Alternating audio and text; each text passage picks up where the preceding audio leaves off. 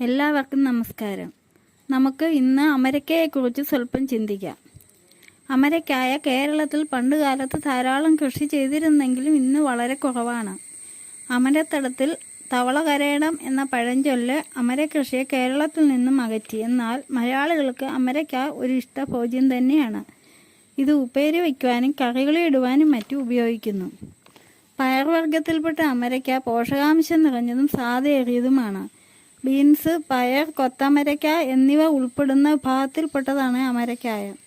പയർവർഗ്ഗങ്ങൾ കൃഷി ചെയ്താൽ ഭൂമിയിൽ നൈട്രജന്റെ അളവ് വർദ്ധിക്കും. അതേപോലെ അമരക്ക കൃഷി ചെയ്താലും ഭൂമിയിൽ നൈട്രജന്റെ അളവ് വർദ്ധിക്കും. അമരക്ക പല രോഗങ്ങൾക്കും നല്ലതാണ്. എന്നാൽ നേത്രരോഗികൾക്ക് നല്ലതല്ല എന്നും പറയുന്നവരുണ്ട്.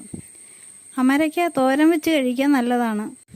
പാപ്പിലിയോണേസി കുലത്തിൽപ്പെടുന്ന അമരക്ക സംസ്കൃതത്തിൽ നിഷ്പാവ എന്ന് പറയുന്നു.